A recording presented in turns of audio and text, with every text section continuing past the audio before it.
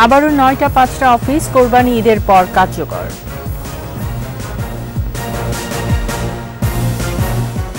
অভিযোগ প্রমাণ হলে বেনজিরকে মুখোমুখি হতে হবে বিচারের। স্বচ্ছতার সঙ্গে কাজ করছে দুদক ও সরকার। সিলেটে বন্যায় ৯৬ কোটি টাকার ফসলের ক্ষয়ক্ষতি, পানিবন্দী কয়েক লাখ মানুষ। মধ্যরাতে শেষ হচ্ছে চতুর্থ ধাপের উপজেলা নির্বাচনের প্রচার, প্রার্থীদের নানা প্রতিশ্রুতি।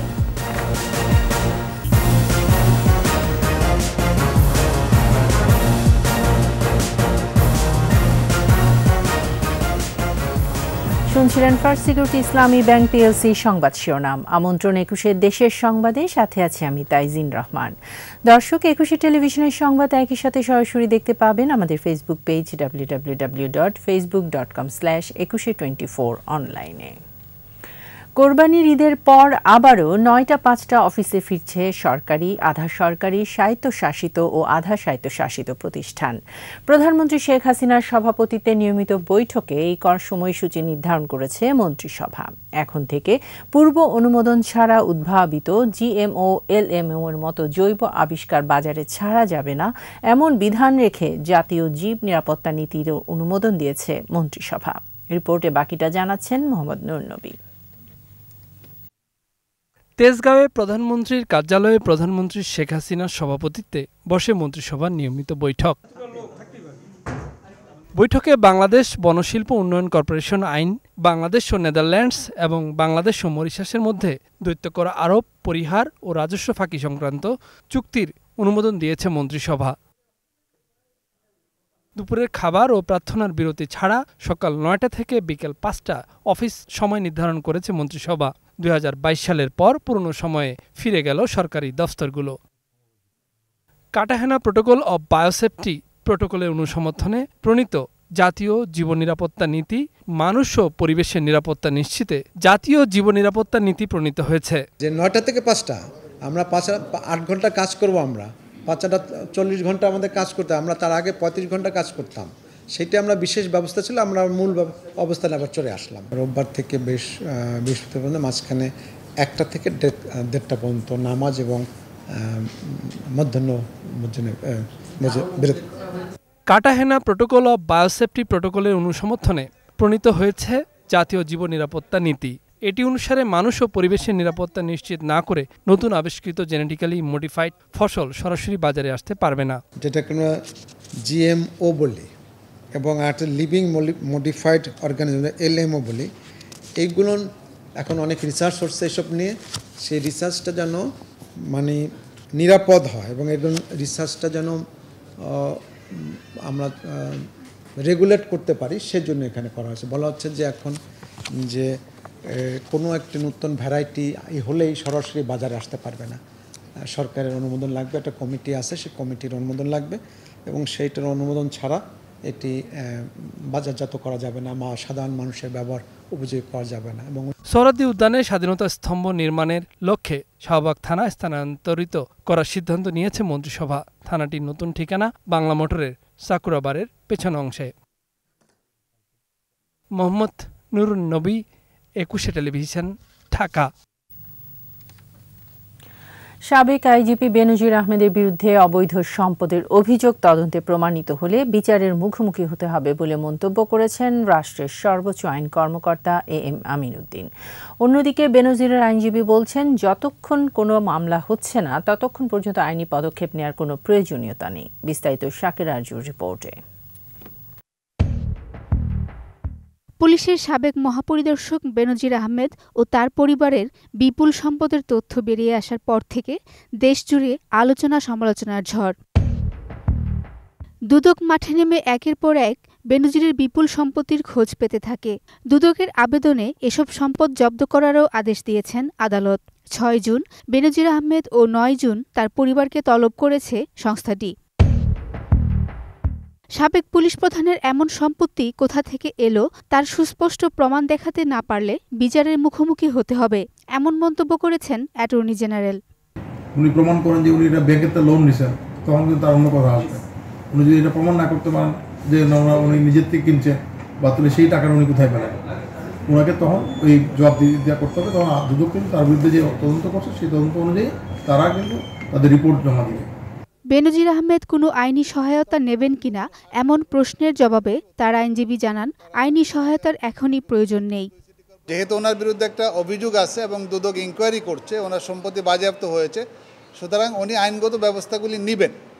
যেহেতু উনি এই দেশেরই সিটিজেন, তার আইনগত অধিকার আছে এগুলিকে ডিফেন্ড করার, এবং উনি যথাযথভাবে ডিফেন্ড করবেন। এবং এখন যেহেতু ইনকোয়ারি হচ্ছে, এখন পর্যন্ত কিন্তু কোনো মামলা নেই, সুতরাং যেহেতু ওনার বিরুদ্ধে কোনো মামলা নেই, আমি ওনার আইনজীবী হিসাবে কোনো ওকালতনামা বা উপরের আদালতে যাওয়ার জন্য এখন পর্যন্ত কোনো ইনস্ট্রাকশন আমার কাছে নেই। যখন আসবে আমি আপনাদেরকে জানাবো। বেনজির আহমেদ ও তার স্ত্রী সন্তানদের সম্পদ জব্দে দুদকের আবেদন এবং আদালতের আদেশ নিয়ে এখনও কোনো প্রতিক্রিয়া জানাননি সাবেক পুলিশ প্রধান। একই সঙ্গে কোথায় আছেন তা নিয়েও নানা গুঞ্জন উঠেছে বিভিন্ন মহলে। শাকেরা আরজু, একুশে টেলিভিশন, ঢাকা। টানা বর্ষণে সিলেট নগরীর বন্যা পরিস্থিতির অবনতি হয়েছে। সুরমার পানি উপচে তলিয়ে গেছে নদী তীরের বেশিরভাগ এলাকা। বিদ্যুৎহীন প্রায় 10টি ওয়ার্ড। এখনও পানিবন্দী আছেন সীমান্তবর্তী 7 উপজেলার কয়েক লাখ মানুষ। সিলেট বিভাগীয় প্রতিনিধি ওয়েস খসরুর প্রতিবেদন, জানাচ্ছেন মাসুম আলিসা। জলমগ্ন সিলেট নগরী, উজানের ঢলে নিচু এলাকা 5 দিন ধরে ডুবে আছে। এ অবস্থায় রাতের টানা বর্ষণে পানি বেড়ে জলমগ্ন হয়ে পড়েছে কমপক্ষে 20টি এলাকা। নতুন করে বাসাবাড়িতে পানি ঢুকে পড়ায় দুর্ভোগে পড়েছেন হাজার হাজার মানুষ। এদিকে পানি ঢুকে পড়ায় বিদ্যুৎহীন প্রায় 20টি এলাকা। খাবার পানি সংকট তীব্র হয়েছে।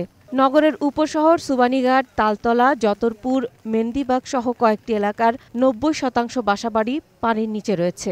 কোমর পরিমাণ পানি ছিল আর কি, এখন একটু কমছে, একটু অবস্থার উন্নতি, বাট তারপরও নিচতলার বাসিন্দা যারা আছে, যেসব মানুষ আছে, এদের জন্য বেশি সমস্যা। অনেকের বাসার নিচতলা যারা আছে পরিপূর্ণ সব ফার্নিচার সবটা নষ্ট হয়ে গেছে। পানির কারণে মানুষ খুব সংকটে আছে, কারেন্ট নাই, বিদ্যুৎ নাই, মানুষের খানি নাই। বাসার মাঝে কোমর পানি, কোনো তো কাজের লাগে তো বাড়ি নিলে কাজের লাগে বাড়ি। 4 দিন যাবত সি ব্লক, ডি ব্লকের মানুষ পানিবন্দী হয়ে আছে। আবহাওয়া অধিদপ্তরের তথ্য মতে গতকাল থেকে সকাল 9টা পর্যন্ত 254 মিলিমিটার বৃষ্টিপাত হয়েছে। সুরমা নদীর পানি বিপদসীমার 13 সেন্টিমিটার উপর দিয়ে প্রবাহিত হচ্ছে। ভারী বর্ষণ ও উজান থেকে নেমে আসা পাহাড়ি ঢলে ডুবেছে ফসলের ক্ষেত। ফলে গোয়েনঘাট, কানাইঘাট, জৈন্তাপুর, কোম্পানিগঞ্জ, জকিগঞ্জ, বিয়ানীবাজার ও গোলাপগঞ্জ উপজেলার কৃষকদের 96 কোটি 29 লাখ টাকার ফসলের ক্ষতি হয়েছে। এদিকে পানি বেড়ে যাওয়ার কারণে নদী তীরবর্তী এলাকায় বিদ্যুৎ সংযোগ বিচ্ছিন্ন রয়েছে। এখনও পানিবন্দী অবস্থায় আছেন সিলেটের সীমান্তবর্তী 7 উপজেলার কয়েক লাখ মানুষ। মাসুম আলিসা, একুশে টেলিভিশন। মধ্যরাতে শেষ হচ্ছে 4র্থ ধাপের উপজেলা পরিষদ নির্বাচনের প্রচার। প্রার্থীদের নানা প্রতিশ্রুতি আর অভিযোগ পাল্টা অভিযোগে 58 উপজেলায় জমজমাট ভোটের মাঠ। সুষ্ঠু নির্বাচনে প্রস্তুত নির্বাচন কমিশন। প্রতিনিধিদের সহায়তায় আরও জানাচ্ছেন খুরশিদ আলম মুকুল। 6ষ্ঠ উপজেলা পরিষদে শেষ ধাপে ভোট গ্রহণ 5 জুন। নানা প্রতিশ্রুতিতে ভোটারদের দ্বারে দ্বারে প্রার্থীরা। সুনামগঞ্জ সদর, শান্তিগঞ্জ ও মধ্যনগর উপজেলায় চেয়ারম্যান পদে 14 জন, ভাইস চেয়ারম্যান পদে 17 জন এবং সংরক্ষিত নারী ভাইস চেয়ারম্যান পদে লড়ছেন 11 জন। প্রচারে বাধা এবং ভোটের পরিবেশ নিয়ে রয়েছে অভিযোগ পাল্টা অভিযোগ। আমি যদি উপজেলা চেয়ারম্যান, জনগণের যে সমস্যাগুলো আছে সেগুলো নিয়ে আমি কাজ করব। আমি সুনামগঞ্জ সদর উপজেলার অনেক রাস্তাঘাটের উন্নয়ন করছি। সুষ্ঠু ভোটে যোগ্য প্রার্থীকে বেছে নিতে চান ভোটাররা। যোগ্য একজন প্রার্থী, ভালো একজন প্রার্থী যাতে মনোনীত হয়, প্রার্থী বুঝে আমরা ভোট দিব। বরগুনার তালতলী উপজেলা নির্বাচনে চেয়ারম্যান পদে 3 জন, ভাইস চেয়ারম্যান পদে 3 জন এবং নারী ভাইস চেয়ারম্যান পদে 2 জন প্রার্থী প্রতিদ্বন্দ্বিতা করছেন। উন্নয়নের নানা প্রতিশ্রুতিতে চালাচ্ছেন শেষ সময়ের প্রচার। জনগণের আশা আকাঙ্ক্ষা এগুলো প্রতিফলিত করতে চাই এবং ঘোড়া প্রতীক নিয়ে আমি বিজয় হয়ে আবারও জনগণের কাছে মাঠে কাজ করব। যোগ্য প্রার্থী বেছে নিতে মুখিয়ে আছেন ভোটাররাও। তালতলীর উপজেলায় ভালো একটা প্রার্থী চাই আমরা। ভোটারদের মন জয়ে ক্লান্তিহীন প্রচারে নেত্রকোনার কেন্দুয়ার প্রার্থীরাও। চেয়ারম্যান পদে 5 জন, ভাইস চেয়ারম্যান পদে 3 জন এবং সংরক্ষিত নারী ভাইস চেয়ারম্যান পদে লড়ছেন 5 জন। যদি সুষ্ঠু নির্বাচন হয় আমি অবশ্যই বিপুল ভোটে পাস করব। কেন্দুয়ার মানুষকে সাথে নিয়ে আপনাদের সকলের সহযোগিতা বিজয় সুনিশ্চিত। তারুণ্যের মাধ্যমে যে কারিগরি শিক্ষা, সেই লক্ষ্যে কাজ করার দৃঢ় ইচ্ছা আছে। জনগণের উন্নয়নে কাজ করবেন এমন প্রার্থী নির্বাচিত করতে চান ভোটাররা। গানে গানে ভোট চাওয়া সহ কেন্দ্রে ভোটার উপস্থিতি বাড়াতে হচ্ছে মাইকিংও। ব্রাহ্মণবাড়িয়া সদর, বিজয়নগর ও নবীনগর উপজেলায় চেয়ারম্যান পদে প্রার্থী ১৯ জন। সদর উপজেলায় চেয়ারম্যান পদে ভোটের মাঠে উত্তাপ ছড়াচ্ছেন জেলা ছাত্রলীগের সাধারণ সম্পাদক শাহাদত হোসেন শুভন এবং জেলা আওয়ামী লীগের সহসভাপতি হেলাল উদ্দিন। আমি ব্যক্তিগতভাবে মনে করি আমার এর চেয়ে বেশি প্রাপ্তির আর কোনো দরকার। খুরশিদ আলম মুকুল, ২১ টেলিভিশন। দেশের বাজারে কাঁচামরিচের সরবরাহ স্বাভাবিক রেখে দাম নিয়ন্ত্রণে রাখতে আমদানি বাড়িয়েছেন ব্যবসায়ীরা। সরবরাহ বাড়ায় কমতে শুরু করেছে দামও। দুদিনের ব্যবধানে কেজিতে কমেছে ৩৫ থেকে ৪০ টাকা পর্যন্ত। হিলি প্রতিনিধি সালাউদ্দিন বকুলের তথ্যচিত্রে আরও জানাচ্ছেন সমর ইসলাম। বৈরী আবহাওয়ার কারণে দেশের বিভিন্ন অঞ্চলে কাঁচামরিচের আবাদ ক্ষতিগ্রস্ত হয়েছে। কমেছে উৎপাদন, চাহিদার তুলনায় সরবরাহ কমে যাওয়ায় এক পর্যায়ে প্রতি কেজি কাঁচামরিচের দাম ছাড়ায় ২০০ টাকা। দাম নিয়ন্ত্রণে গত ২৩ মে কাঁচামরিচ আমদানির অনুমতি দেয় সরকার। হিলি স্থলবন্দর দিয়ে শুরু হয় আমদানি। স্থানীয় বাজারে চাহিদা ও দাম ভালো থাকায় ক্রমেই বাড়ছে আমদানির পরিমাণ। একই সঙ্গে আবহাওয়া অনুকূলে আসায় দেশের বিভিন্ন অঞ্চলেও দেশীয় নতুন কাঁচামরিচ উঠতে শুরু করেছে। দুদিনে কেজিতে ৩০-৪০ টাকা কমে হিলিতে এখন কাঁচামরিচ বিক্রি হচ্ছে ৭৫ থেকে ৮০ টাকা কেজি দরে। হঠাৎ দাম পড়ে যাওয়ায় ভোক্তাদের মাঝে স্বস্তি ফিরলেও অস্বস্তিতে আমদানিকারকরা। কাঁচামরিচ আমরা ৯০ টাকা দাম চাইছি, ৮০ টাকা দাম বলছে পার্টি, তাও নেওয়ার কোনো লোক নেই। এত পরিমাণ আমদানি হয়ে গেছে আজকে। আমাদের দেশি মরিচের ওঠার কারণে বাজার মনে করেন যে অনেক কমে গেছে, এই জন্য আমাদের অনেক লস হচ্ছে কাঁচামরিচ ঢোকার কারণে। এখানে লোকাল ভাবে বেচা কিনা হচ্ছিল, সেটা এখন আর হচ্ছে না, ডাইরেক্ট ঢাকায় পাঠিয়ে দিচ্ছি। আর অতিরিক্ত তাপমাত্রার জন্য আমরা মরিচটা রাখতে পারতেছি না। পচনশীল পণ্য হিসেবে বন্দর থেকে দ্রুত ছাড় করা হয় ভারত থেকে আসা কাঁচামরিচ। এতে দ্রুত বাড়ছে সরবরাহ, কমছে দাম। প্রথম থেকে কাঁচামরিচের গাড়ি ২-১ গাড়ি করে ঢুকতো, বর্তমানে এটা বৃদ্ধি পেয়ে প্রায় ৯-১০ গাড়ি পর্যন্ত হিলি স্থল বন্দরে প্রবেশ করতেছে। দ্রুততার সাথে আমরা সব ধরনের প্রস্তুতি রেখেছি যাতে কাঁচামরিচগুলো বিশেষ করে তারা বের করে বাজারজাত করতে পারে। বন্দর কর্তৃপক্ষের তথ্য মতে গত ৮ দিনে ভারত থেকে ৪৫টি ট্রাকে ৪৪৭ টন কাঁচামরিচ আমদানি হয়েছে। সমর ইসলাম, ২১ টেলিভিশন। জয়পুরহাটের আক্কেলপুরে স্ত্রী ও খালা শাশুড়িকে ছুরিকাঘাতে হত্যার পর পলাতক রুবেল হোসেন গ্রেফতার হয়েছেন। বগুড়ার গাবতলী থেকে রোববার সন্ধ্যায় তাকে গ্রেফতার করা হয়।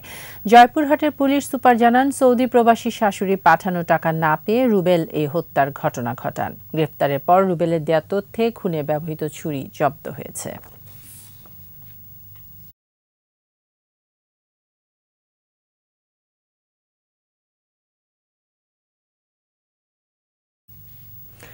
নড়াইলের কালিয়া পৌরসভার মেয়র ওয়াহিদুজ্জামান হীরার বিরুদ্ধে দুর্নীতি, অনিয়ম, স্বেচ্ছাচারিতা ও ক্ষমতার অপব্যবহারের অভিযোগ উঠেছে। সকালে কাউন্সিলরদের সভাকক্ষে সংবাদ সম্মেলনে পৌরসভার ১০ জন কাউন্সিলর দাবি করেন, বিভিন্ন হাট বাজারের ইজারা থেকে প্রায় ২০ লাখ টাকা আত্মসাৎ করেছেন মেয়র হীরা।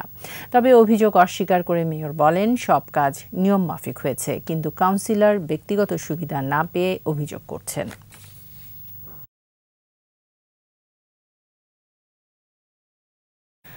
ফেনীতে ডাকাতির প্রস্তুতিকালে কিশোর গ্যাং চক গ্রুপের প্রধান সহ ৩ জনকে আটক করেছে র্যাব। র্যাব ৭-এর অধিনায়ক সাদিকুর ইসলাম জানান, ফেনীর সার্কিট হাউস এলাকায় দেশি অস্ত্রসহ ডাকাতির প্রস্তুতি নিচ্ছিল কিশোর গ্যাংয়ের সদস্যরা।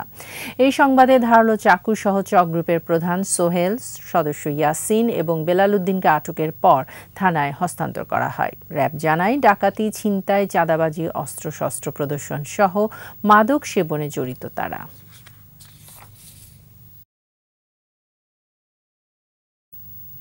এবারে চট্টগ্রামের খবর।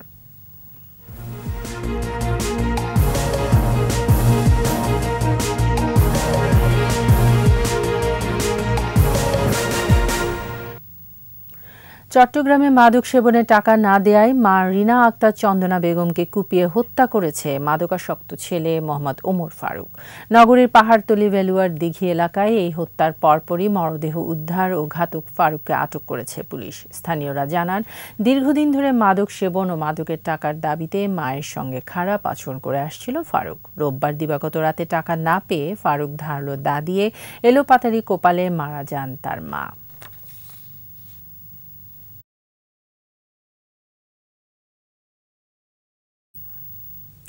সংবাদ তৈরি প্রচলিত কর্মকৌশলে মোবাইল ডিভাইস ব্যবহারে পেশাগত দক্ষতা বাড়াতে চট্টগ্রাম প্রেস ক্লাবে চলছে সদস্যদের নিয়ে মোবাইল সাংবাদিকতা রিপোর্টিং প্রশিক্ষণ কর্মশালা। বাংলাদেশ প্রেস ইনস্টিটিউট পিআইবির 3 দিনের কর্মশালার উদ্বোধন করেন সংস্থাটির চেয়ারম্যান এনামুল হক চৌধুরী। প্রেস ক্লাবের সভাপতি সালাউদ্দিন মোহাম্মদ রেজার সভাপতিত্বে বক্তব্য দেন পিআইবির সহকারী প্রশিক্ষক জিলহাস উদ্দিন নিপুণ, প্রেস ক্লাবের সাধারণ সম্পাদক দেবদুলাল ভৌমিক। প্রধানমন্ত্রী শেখ হাসিনার আরাধ্য স্মার্ট বাংলাদেশ গড়তে এই প্রশিক্ষণ ভূমিকা রাখবে বলে মন্তব্য করেন তারা। মৎস্য অধিদপ্তর ও বিশ্ব ব্যাংকের সহযোগিতায় হয়ে গেল কোরিয়ান মৎস্য মনিটরিং সেন্টারের সাথে সামুদ্রিক মৎস্য খাতের তদারকি, নিয়ন্ত্রণ এবং নজরদারি বিষয়ক কর্মশালা। চট্টগ্রামের একটি হোটেলে কর্মশালায় প্রধান অতিথি ছিলেন মৎস্য ও প্রাণী সম্পদ মন্ত্রণালয়ের সচিব সৈয়দ মোহাম্মদ বেলাল হায়দার। মৎস্য অধিদপ্তরের মহাপরিচালক সৈয়দ মোহাম্মদ আলমগীরের সভাপতিত্বে বক্তব্য দেন দক্ষিণ কোরিয়ার মৎস্য বিভাগের কর্মকর্তা ও মৎস্য অধিদপ্তরের ঊর্ধ্বতন কর্মকর্তারা। তারা জানান, সামুদ্রিক মৎস্য উৎপাদন, আহরণ, জরিপ, জেলেদের পুনর্বাসন, জীবন মান উন্নয়ন, বিভিন্ন অবকাঠামো নির্মাণকল্পে ২,৪০০ কোটি টাকা ব্যয়ে সরকারি প্রকল্প চলমান। ২০২৫ সালে প্রকল্পটি বাস্তবায়ন শেষ হলে মৎস্য খাতে ব্যাপক উন্নয়ন ঘটবে বলেও আশাবাদী তারা। শেষ করছি ২১-এর দেশের সংবাদ। যাবার আগে ফার্স্ট সিকিউরিটি ইসলামী ব্যাংক পিএলসি সংবাদ শিরোনামগুলো জানিয়ে দিচ্ছি আরও একবার। আবারও ৯টা ৫টা অফিস কোরবানির ঈদের পর কার্যকর।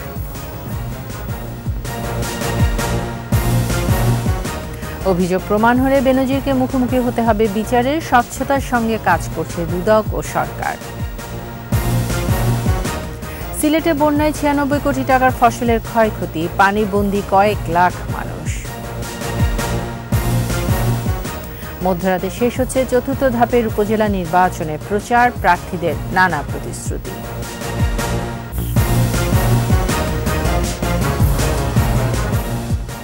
সর্বশেষ খবর জানতে ডায়াল করুন 2021 নম্বরে আর ভিজিট করুন 21-tv.com এই ওয়েবসাইটে। এছাড়া ফেসবুকে ভিজিট করতে পারেন facebook.com/2124 অনলাইনে।